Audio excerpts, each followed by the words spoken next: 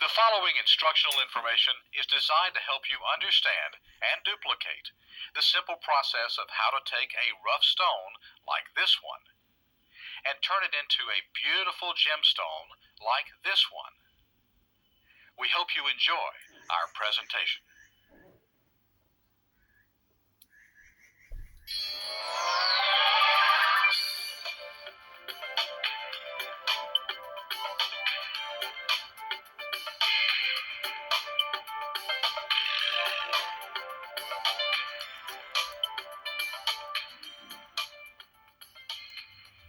For years, man has marveled at the magic hidden in colored stones. He has prized them for their dazzling beauty. We can only imagine the wonderment that perhaps came when early man found the very first gemstones. The first artisans tried shaping the rough stones just to enhance their beauty by carving animal shapes and creating interesting designs from the rough stone. Then came the first grinding machines, like this model of an early jam peg system. These were very primitive. These machines left much to be desired for accuracy and could not develop the full beauty of the stone. For any degree of success, the artisan or faceter had to possess great skill or talent. To cut a stone into small pieces, a labor-intensive mud saw was used. The bowstring was coated with mud containing quartz sand to be used as the cutting agent. Later, metal discs were coated with the very same material. Using rocks as crushing tools, the Chinese were able to obtain different grades of cutting and polishing abrasives from quartz. As time passed, man learned that he could substitute technology for that missing skill or talent. And today, anyone can enjoy faceting stones. The reason? Modern gem cutting equipment has become user-friendly. Gem cutting or faceting is no longer labor-intensive or time-consuming. It is the equivalent of painting by number. Accuracy is now measured in millionths of an inch. As you can see, this faceter is cutting his gems precisely with minimal effort, using what appears to be a simple grinding disc. It's not quite that simple, but it is rather easy once you grasp the basic principles involved.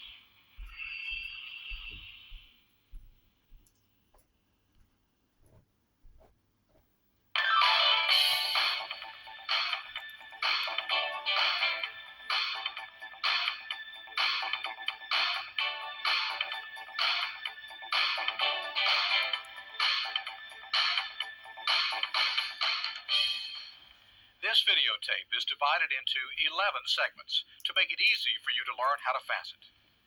We will be showing you how to make a cut and create a finished stone called a round brilliant. Segment number 1 explains the vocabulary used to describe the stone and its many parts. Segment 2 explains the cutting instrument.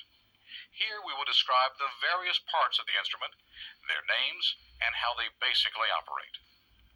In segment 3, we will show you what to look for in rough stones. Segment 4 is preparing the stone for cutting. Segment 5 describes preforming the stone. Here we will show you how to cut the stone to a rough but very usable shape. In segment 6, we will cut and polish the bottom, or what we call the pavilion of the stone. We will begin this section by first cutting the girdle of the stone, then moving on to the pavilion. Segment 7 explains transferring the stone so you can begin cutting the top, or crown. Segment 8 shows cutting and polishing the crown. In segment 9, we deal with cleaning the finished stone. In segment 10, we describe cleaning your machine and why this is extremely important. In segment 11, we tell you where to get rough stones for cutting. Now, let's move on to the first segment.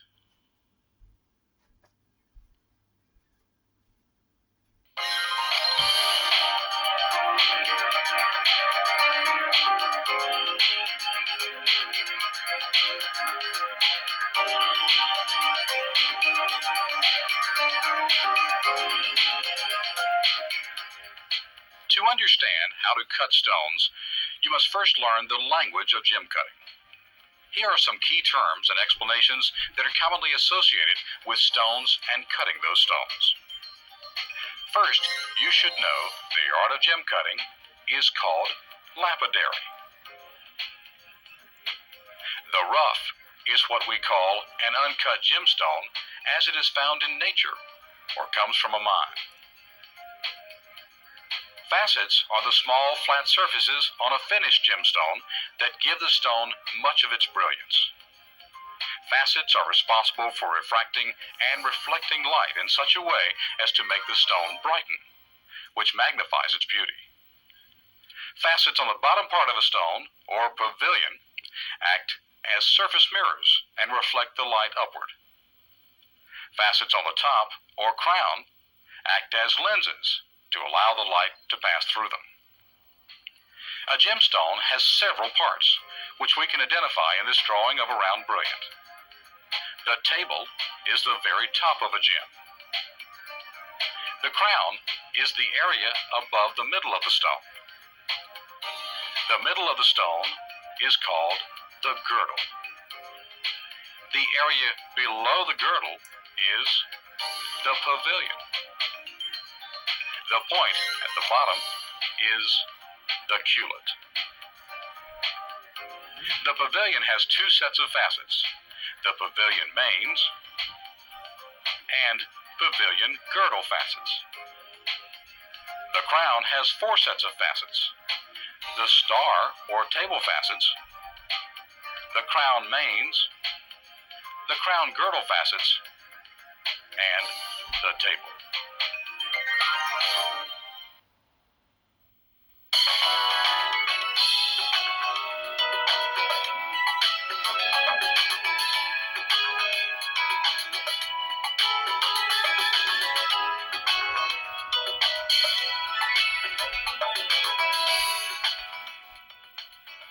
The modern-day faceting instrument is precisely that, an instrument.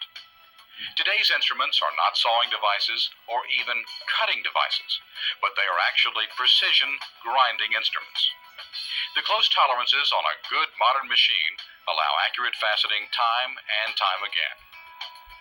What used to take days can now take minutes because we have included integrated electronics into the equation. With electronics, we can take a lot of guesswork out of the faceting process. Here are the terms used to describe the major parts of a faceting instrument. Perhaps one of the most outstanding items on a machine is the mast. This adjustable shaft is a large micrometer. It is used to raise the stone up and down from the grinding surface. This mast can be moved horizontally as well as you take the stone through the cutting process. And there is a locking device at the base to keep it in place. Not all faceting machines will have a mast. The thimble is on top of the mast.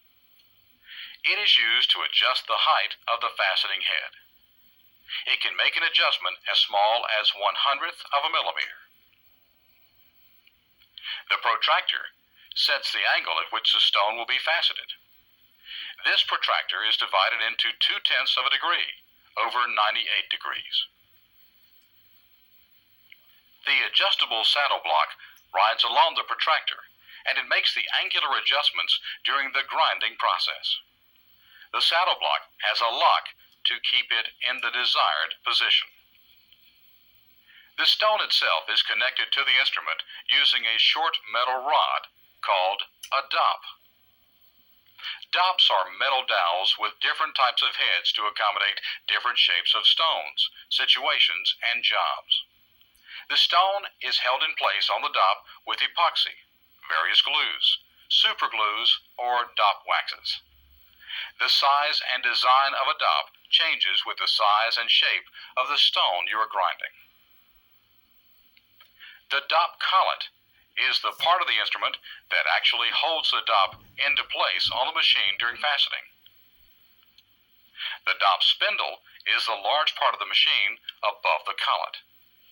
This housing contains quality bearings for very critical alignment to to make sure the location of your dop is always precise, and it assures repeatability. The index plate is a circular plate with slots or teeth on its outside rim that help us divide a circle into equal increments. This critical guide plate allows you to select precise spacings for the various facets on a stone. There are a number of index plates used in faceting with many different divisions. The index plate allows you to return to different facet angles and settings time and time again. The index lever allows you to lock the index plate at any desired point.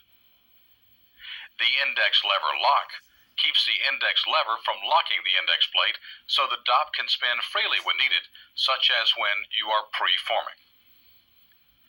Nearby is what is commonly called the index offset adjustment, or cheater. This knob is used to make very fine offset adjustments to dop positions, either clockwise or counterclockwise. The adjustment knob is rarely used in more modern equipment, but it is still there if you need it to recut or repair a damaged or worn stone. The entire mechanism, including the mast, protractor arm, saddle block, and the dop spindle, are called the head assembly on your machine. Now, let's move over to the grinding part of the instrument. The first thing you probably notice is the lap. Laps are grinding discs coated with various grades of abrasives ranging from very coarse grit to a very fine grit. Diamond is the most common grit used. The grit you use will depend on the type of materials you'll be faceting or the stage of completion of your stone. The lap is installed on the top of a brass platen. It is secured by a knob fastened to a threaded rod or lap screw. The platen is turned by a variable speed electric motor. The lap and platen are located inside the splash pan. The splash pan captures the material that is ground off a stone during the cutting process. It also contains liquid coolant used during the grinding process. Both the ground stone and coolant are carried away by a tube in the bottom of the splash pan that's usually connected to a bucket located underneath the machine. The gate covers an opening in the splash pan, and it is removed during grinding at various positions of the saddle block or for special applications. Further to the right, you can see a coolant drip can with a top. The top keeps contaminants out of the coolant.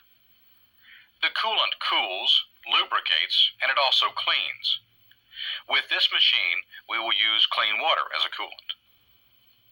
Notice that there is a sight gauge on the can. There is also a control valve for the coolant along with a drip tube that can be raised or lowered at will to start or stop the coolant's flow. Finally, on this machine, there is the electronic microstop, or EMS. This is an electronic instrument that allows you to track the progress of the cutting process of each facet. As material is cut away and the stone drops lower and lower to the face of the lap, the EMS register will begin to rise. The EMS permits rapid repeatability during faceting by indicating the position of the stone each time it is dropped to the cutting surface of the lap, both visually or with an audible alarm.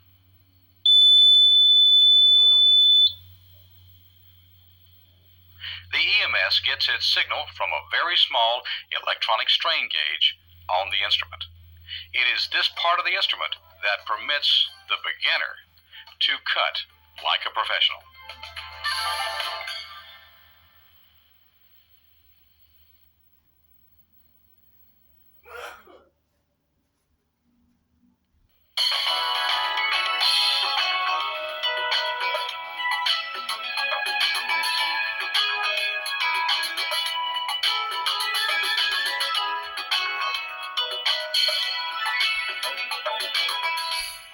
In order to cut a quality stone, you must begin with quality rough. The most frequently asked question is, What do I look for in rough?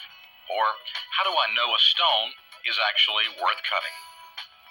The rough should have good color. It shouldn't be too light or too dark. It should be clear, not cloudy, and free of inclusions. And inclusion could be a crack in the stone or foreign material inside. Here is an example of a rough that is probably too light. This rough is probably too dark. And this is acceptable. For a round, brilliant cut, the rough should be transparent so that light can enter the table, be reflected inside, and exit the facets for maximum brilliance. A cloudy stone simply won't exhibit these properties. And this is very important. The rough should always be as free of cracks as possible. In order to look into the rough without physically changing the stone, you simply place a drop of olive oil on one surface and examine the stone closely. Another way to look for cracks or flaws is to submerge the rough in a glass of clear water. Hold the glass up to the light and examine the stone. These techniques are called putting a window in a stone. Now remember, some stones like watermelon tourmaline and emeralds naturally have flaws and are rarely found without cracks. Once a piece of rough has been selected, you must decide what shape of finished stone that you actually want. Here are a few of the many shapes available that you might recognize, such as a round brilliant, an emerald cut, teardrop, or oval. Stones are sold by weight. For gemstones, weight is measured in units called carats. The larger the stone, the more carats. To cut a stone for its highest value, you should always cut as large a stone as possible from the rough. When cutting a finished stone from rough, you can expect an average weight loss of between 75 to 80%. This means you will lose most of the stone during the faceting process, so be prepared. To get the most size from your rough, see what shape you can visualize from it. Does it appear rectangular, like an emerald cut? Is it oval? Maybe a teardrop? Or perhaps a marquee? By selecting a cut that is similar to a stone's own natural shape, you'll be able to make your rough go a lot further and come out with a heavier stone with less waste and more value.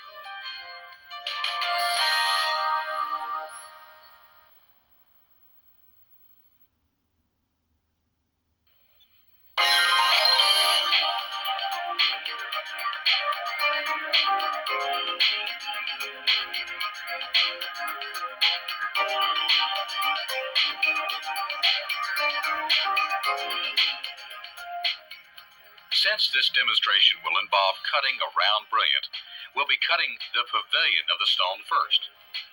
It's important to note that there is more than one way to cut a stone, or to preform it. As an example, some cutters cut the pavilion first, while others cut the crown first. Both methods have their advantages and disadvantages, but we won't get into that debate here. There's also more than one way to dop a stone. In the beginning, stones were dopped with sealing wax, and some people still use that technique.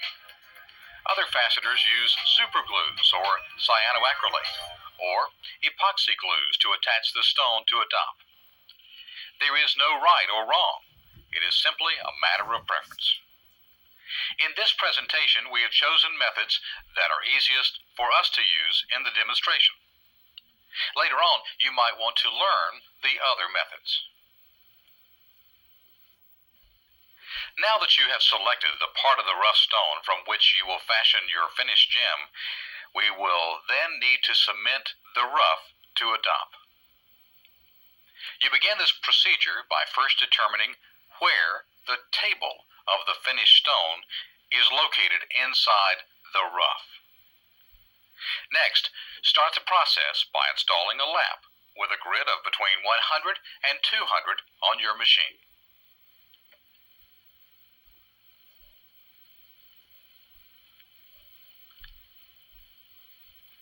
Then, make sure your lap's speed control is turned to its lowest setting. Turn on the machine in the forward position, then increase its speed to about 60%.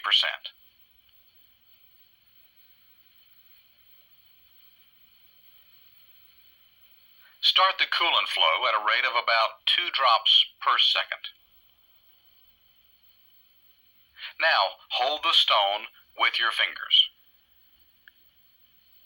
Keeping your fingers away from the lap, slowly lower the stone with the proposed table side toward the lap surface.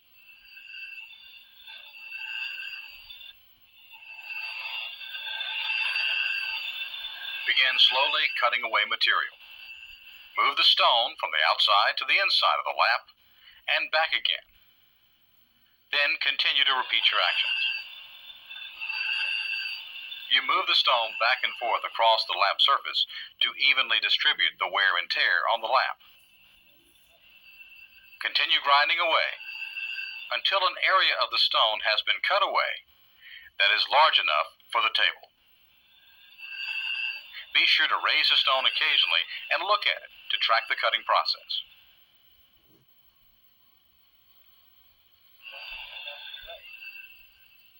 Now, notice the new flat area we've cut into this stone.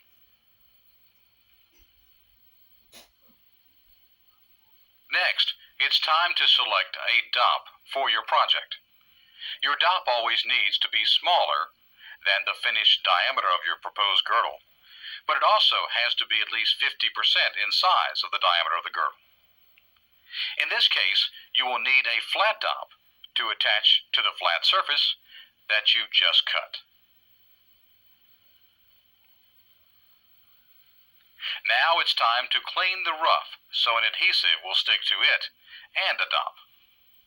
First, we will clean each with alcohol or acetone and dry the contact surfaces with facial tissues to remove all contaminants. Be sure the tissues aren't contaminated.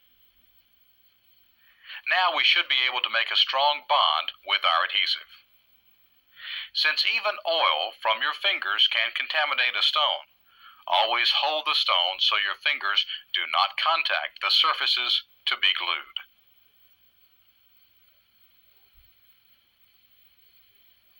After cleaning your dop and stone, select a second dop that is large enough to hold a small amount of modeling clay. It will be used to support and position the stone while you're attaching it to your working dop.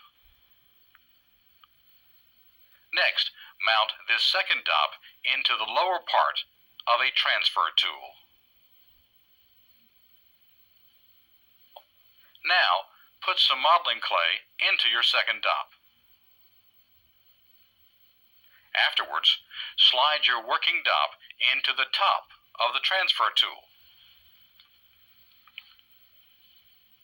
Next, install the stone into the modeling clay, with the flat section of the stone facing upward.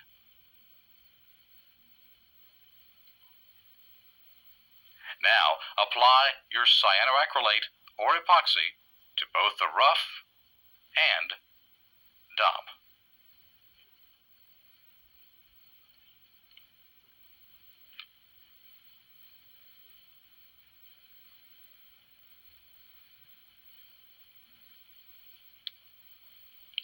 Slowly close the transfer tool until the dop makes contact with the stone. If you didn't cover the dop and stone's contact points completely, add a little more adhesive if needed. In this case, we are using cyanoacrylate as our adhesive. To set this adhesive faster, we're going to spray a little accelerator or catalyst to make sure it cures thoroughly.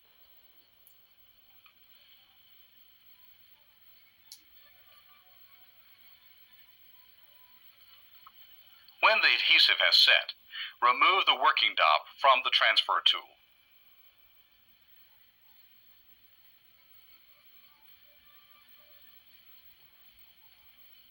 Place the dop containing the rough in the collet of your dop spindle on your instrument. Tighten the collet, then clean off any leftover clay material.